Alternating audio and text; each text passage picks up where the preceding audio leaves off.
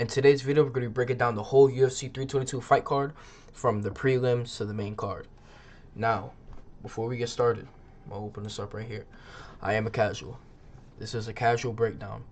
I want to normally break down the prelims, but this card is pretty stacked, and I do know the fighters on the prelims. The early prelims, I just be saying straight BS. So, I'm going to go in, prelims to the main card. I do know all the fighters on here. Again, I'm a casual, so you feel what I'm saying? Yeah, don't take me too seriously. I'm a boxing guy. I do double dabble in UFC, and feel like it'd be appropriate. This is a boxing channel, but I do love all combat sports, so I kind of want to branch into all combat sports. So I'm gonna be breaking down the UFC card this weekend. So first prelim, we have Erin Blanchfield versus Tracy Cortez. Now, in this fight, this is a women's flyweight fight. I do have Tracy Cortez purely biased. You know what I mean? Don't let my girlfriend see this. Next fight, Roman Kopylov or Dagestan. Oh my God, I forgot his name. Wow, y'all know what I'm talking about though. If you tapped in, versus Gregory Rodriguez. I do have Roman in this fight. I do. Again, I'm a casual, not a lot of knowledge. We're just kind of going here. Just bear with me a little bit. You know what I mean? We're just kind of going here.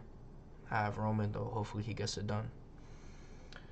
Next fight of the night, Bo Nickel versus Rado.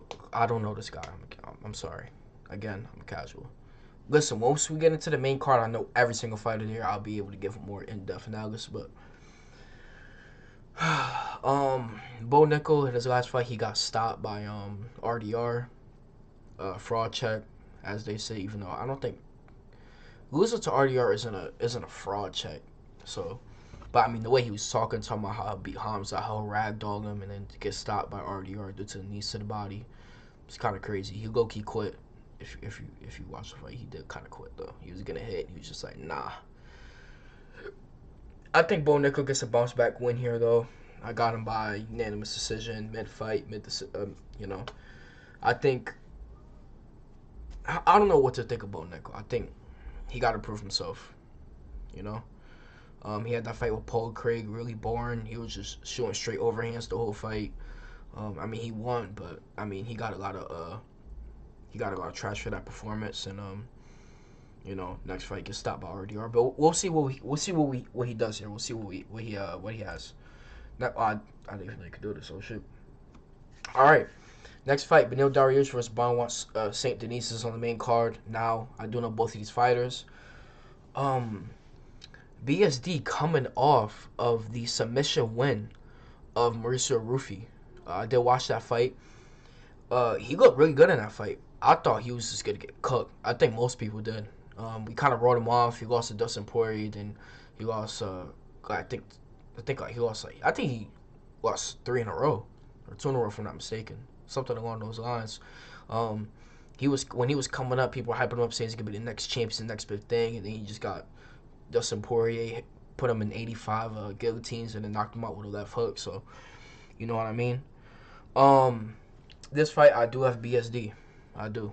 A couple months ago, I would have had Beneil Dariush. Now I have BSD. And what you gonna do about it? Nothing. Yeah, I got BSD. I do have BSD in this fight. Got it by submission.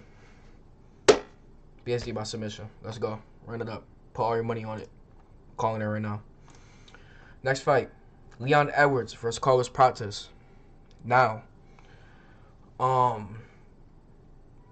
this is an interesting fight. Leon Edwards coming off 2 straight losses, gets dominated by Belal Muhammad, 50-45, or 49-40, 46, 49-46. You know, Carlos Prates coming off a first round spinning elbow knockout of Jeff Neal, crazy highlight reel knockout. Fight before that loses to Ian Gary due to having -6 fight IQ. Had Ian Gary crawling on his knees and still couldn't finish the fight. I think he smoked too many cigarettes leading up to the fight. This fight, hopefully, he puts an end to that, you know, so he can lock it a little bit more.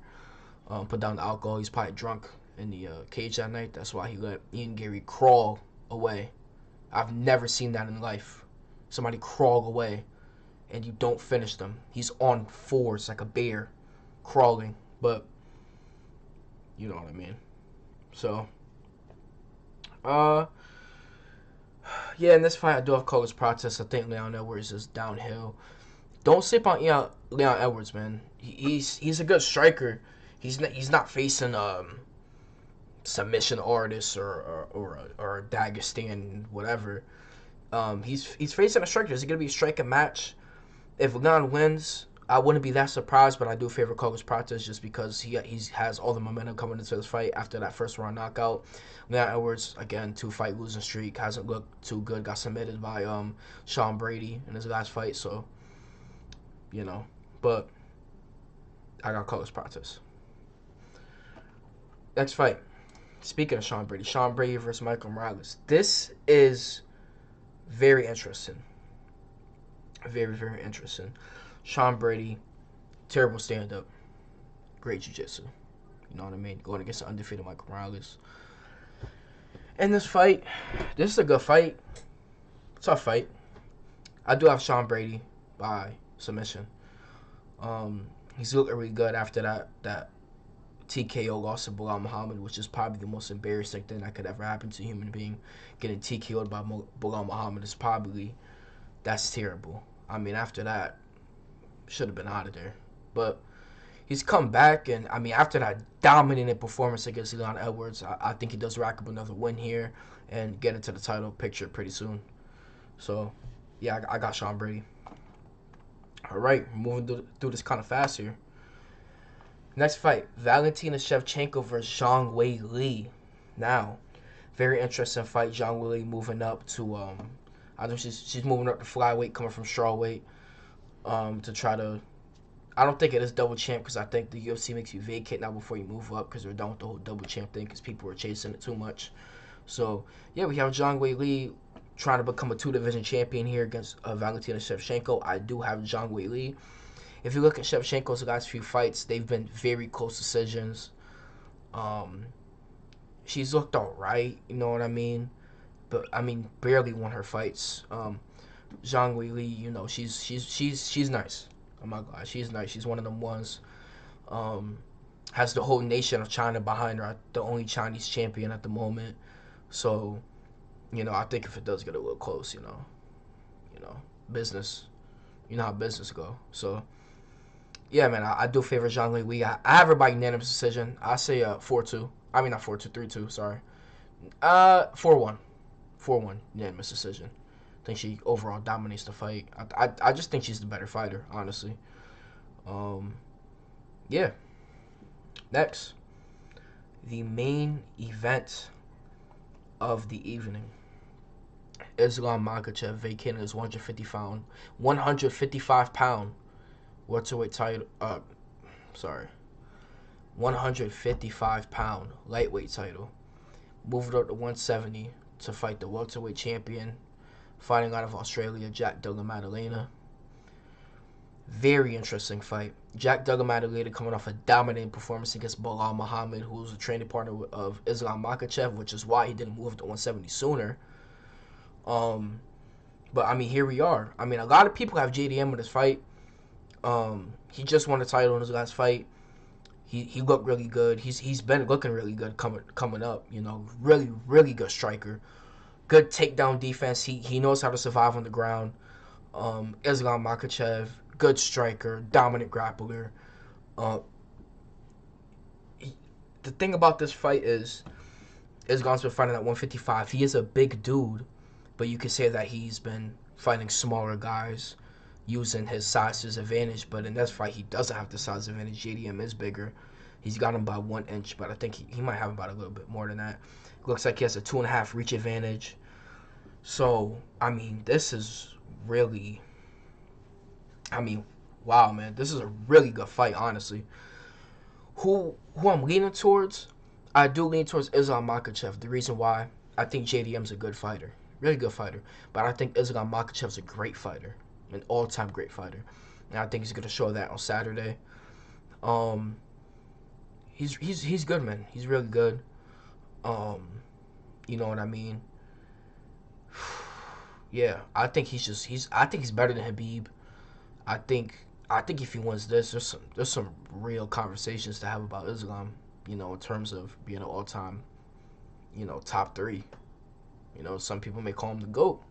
I think it's not crazy for him to get in those conversations. I mean, he ran through the whole lightweight division. He moves up, fight the best guy at welterweight, who just beat the man, who beat the man, who beat the man. So, you know what I mean? I don't think that's crazy to put him in those GOAT talks, especially if he goes to the 170, beats Jack Della Maddalena, clears out 170, beats like an Ilia Topuria in a super fight, and then, well, I don't think he'll clear 170. I don't think he has that much time left. I think he fights Jack Della Maddalena. He might fight Ilia, maybe fight two more at 170, just clear out the top guys there, and then right off into the sunset as one of the greatest ever put on a pair of MMA gloves. You know what I mean? So yeah, very interesting. Let me know what you guys think. Um, I will be watching this fight as along with the Top Rank card. Don't forget for you boxing people, on Top Rank Classics, November 15th. After the Conor Benn and Chris Eubank fight, that should come on right after on Top Rank Classics. You have Richard Torres, you have Emiliano Vargas, you have, oh my gosh, who else do you have? Espinoza, right? Um, yeah, so that'd be good. I'm gonna be watching both at the same time. I'm gonna be two screens in there. You know what I mean? So yeah, let me know what you guys think about this, and yeah.